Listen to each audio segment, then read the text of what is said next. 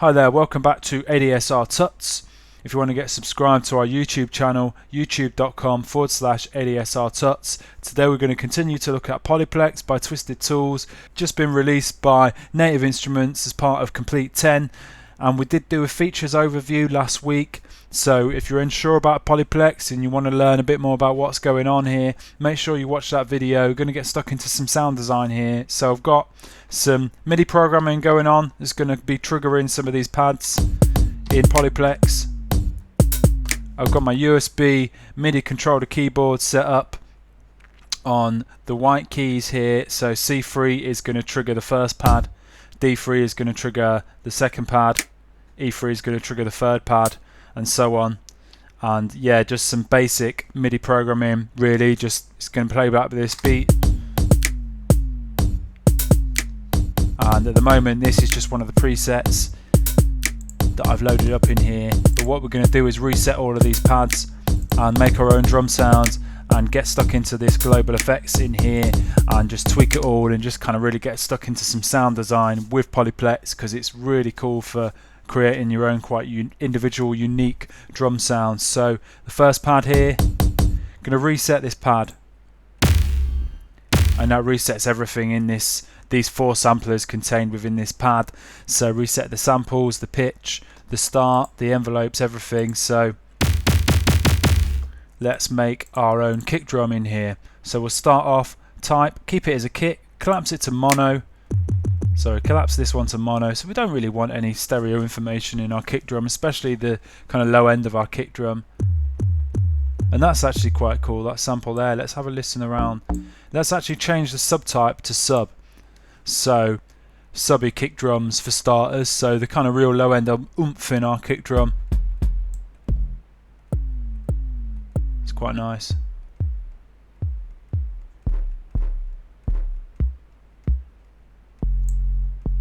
That's really nice. There's not too much presence or character, but a nice bit of low end for the kick drum. Could actually tweak the envelope on that a little bit if we wanted the decay or the release. And let's add another kick drum in there and collapse that to mono as well, and maybe change the subtype to analog. So nice little bit of kind of energy burst at the start of the kick drum now. It's quite nice, that one. And let's add another kick in there. That's actually pretty nice.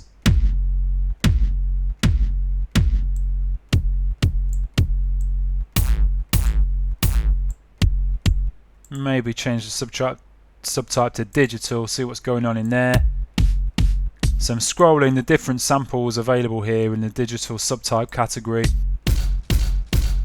That's quite nice. Collapse that to mono. We've got a good nice little kick going on there. So maybe take the volume down of the third sampler. And could maybe sharpen up the decay on that as well.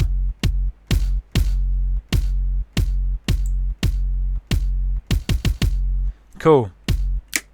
So let's do a similar thing with accidentally randomized there. Let's reset this sound 2 pad here and make our own snare drum or snare clap sound. So I'm going to start off type, snare clap, subtype, digital. Quite nice. Just play around with these samples.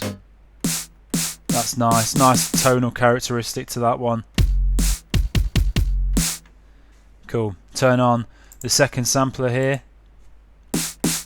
Find something to complement that first kind of snare. It's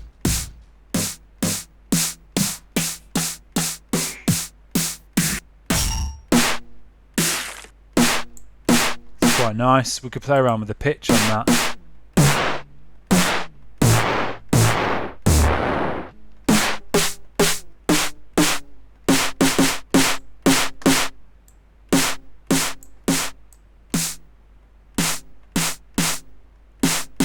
Take the start point back on the second sampler here. That one. maybe the delay even.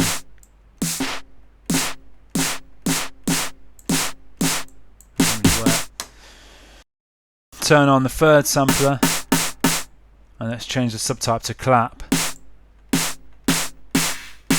Find something, a nice bit of decay like that. What about the delay on this one? Take back the attack off. So not really getting any transient on that third sampler, but it's providing a nice bit of width and tail and stuff.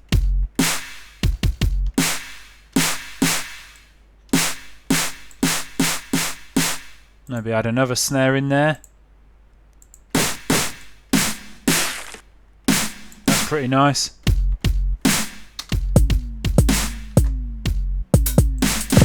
Mute these for now.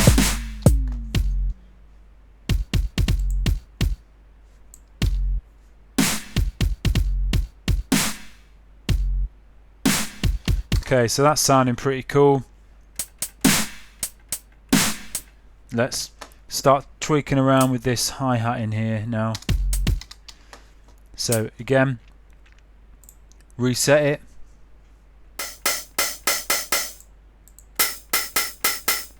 And this is going to be a closed hat, so we could actually link all these samples together, take the decay down. Could also do the same thing up here. Release. Take some low end out of these samplers even. So looking at that, looking at the figure there, around about 500 Hertz, we're taking about 15 dB, maybe about 10 dB out of the hi-hat.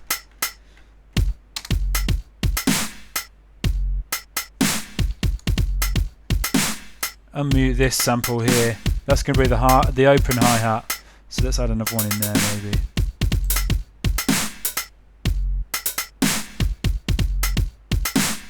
And so what we can do with this one, reset it, and we could actually hit in this icon here, and you get into your user, choke and output here. So just going to look at this choke here, send this, what's going to be an open hi-hat, send that to choke group 1 and send the closed hat to choke group 1. So now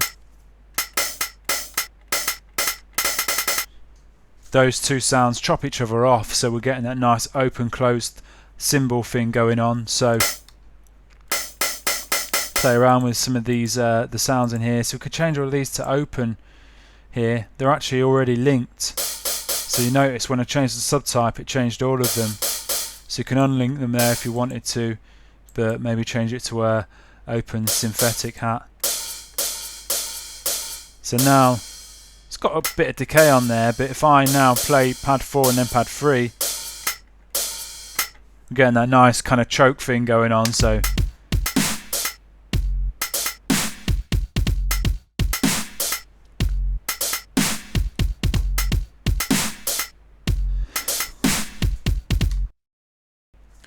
could take some of the low end out of this open hat as well. If we just link them there, low shelf, about 500 Hertz. Take out some, probably taking out about, it must be dB that, minus 10 dB. So let's get into some of these effects now, because the effects sound amazing in Polyplex. So I'm going to do some stuff in here using the inserts and the send effects. So I'm going to start off sound 1. I'm going to compress this kick drum, so I'm going to use a compressor in here. So insert A on, so the kick drum is being sent to this compressor. Reset that amount if I leave for now. And let's do a bit of snap compression on here. Slow attack, fast release. Take that ratio down so we're not distorting.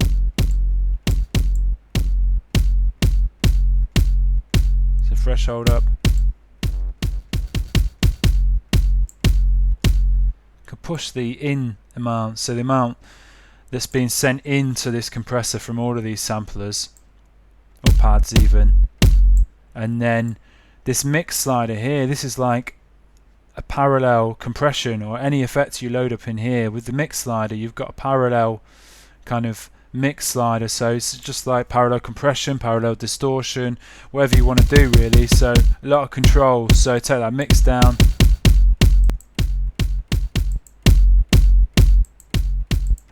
quite a nice amount of compression being applied to that kick drum there, and so that snare is getting a bit in too kind of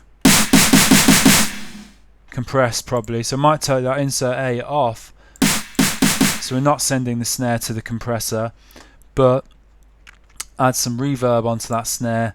So change this second insert effect into a reverb, turn it on, and take the low pass down, high pass, kind of take any low frequency out of the reverb, pull down the size a bit.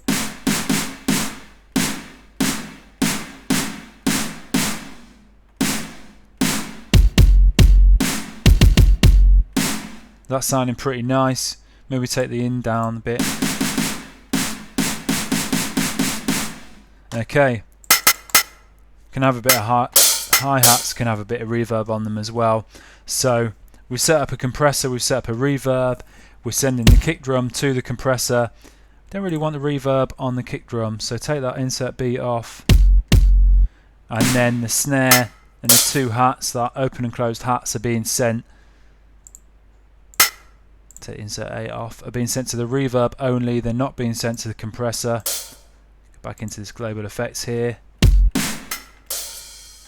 So now let's get into these send effects. So in the first send effects slot, I'm going to use the stretch effect.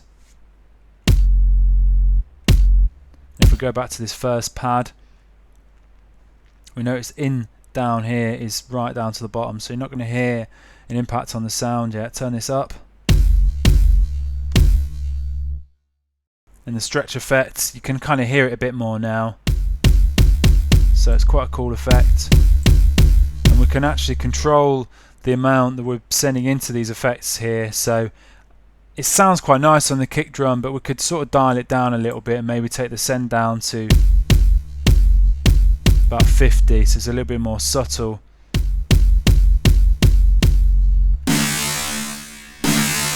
And it's probably too much on that snare, so I'm going to bring that send right down. But I wouldn't mind, although I don't want any send effect, I don't want any of that stretch directly on the snare, but it'd be quite cool to have this stretch effect on the reverb. So I could actually push this send up here on the reverb. So I'm not applying the stretch effect directly to the snare sound. What I'm doing is I'm sending the snare into the reverb, and the output of the reverb is being sent to the stretch. So we're applying a stretch just to the reverb effect, which sounds pretty nice.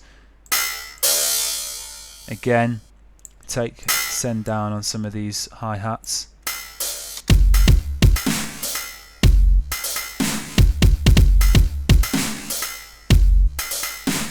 And what I could do here is, that sounds quite nice, but I could actually copy and paste that pad with something a little bit more less affected without the stretch effects, just to kind of, because it's lost a little bit of the sort of high end on the hi-hat that we probably want.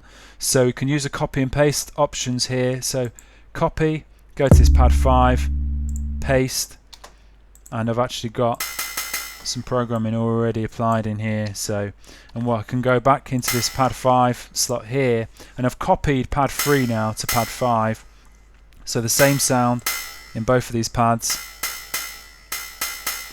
And on pad 5, just take that send off, and maybe don't send it to the reverb either. So we're just getting the unaffected hi-hat and then the quite heavily processed hi-hat, and together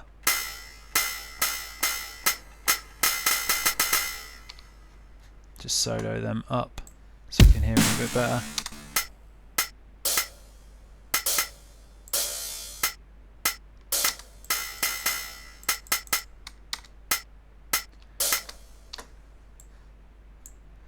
So that's how our beat's sounding at the moment. Let's add some delay in there as well. So we've already got a delay loaded up here. Turn that on, Don't really want it on the kick drum. Take the send right down to 0. Don't want quite so much on that snare. Let's sync this delay actually. Can just change it from free running to sync there. Time's on 1/32, so quite fast delay time. Quite a lot of feedback on there as well. And pull the send down a little bit for these hi-hats. Take it off completely for that. We just want that hi-hat to stay a bit clean really.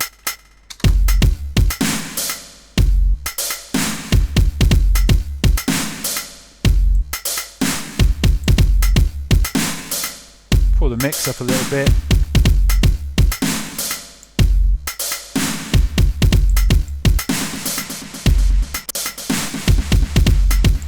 So what might actually sound quite cool playing around with some of these parameters is to get into some automation here. So I might try and automate the delay time and the delay decay. So I can actually use Logic's latch mode to do this. So just convert this channel into latch mode here, just with this drop down menu. So now when I play back this loop, any parameters that I click with the mouse then will become reassigned. They'll be assigned to an automation lane that we can go and tweak. So play it back and click on the delay time and the delay decay. Click on that with the mouse. Go back in to this. Well, let's go and have a look at the automation lanes on this MIDI file here.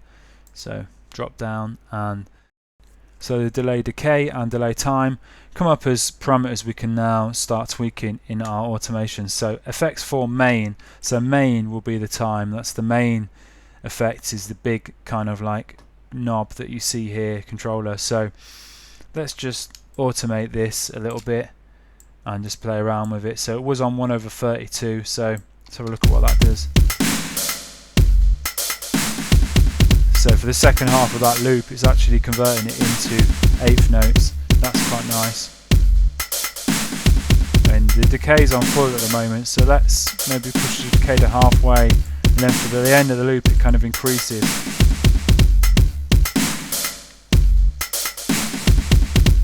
That's quite cool.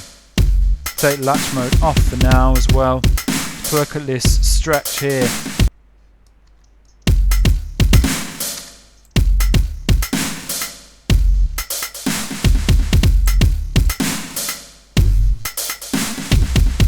So let's push the send from the kick drum into the send effects 1. Let's push it up to 100.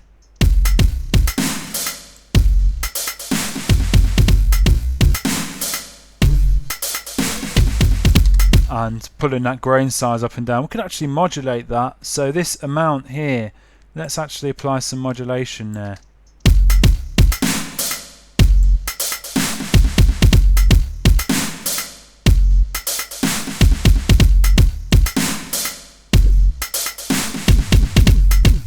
That sounds pretty cool. Solo up that kick drum.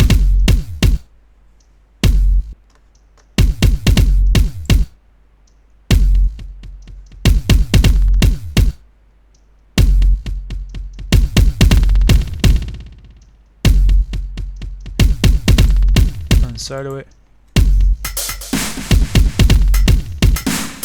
I've actually sent the kick drum to the delay now as well, which actually sounds alright.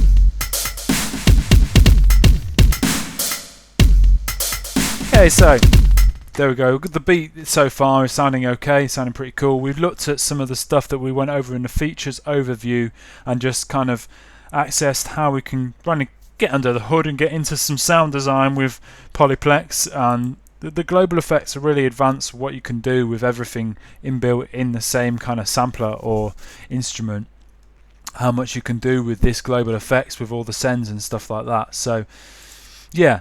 We're going to keep getting stuck into sound design with Polyplex. Maybe come back to this loop next week and tweak it a bit more. Maybe start trying to add some more kind of vocal samples, or maybe something a little bit more musical, and also look at the modulation down here and how we can use that to sort of really kind of make some interesting sounds. So I hope you enjoyed that tutorial. I hope you found it useful. Any questions, please get in touch, and thanks for watching. Alright, cheers.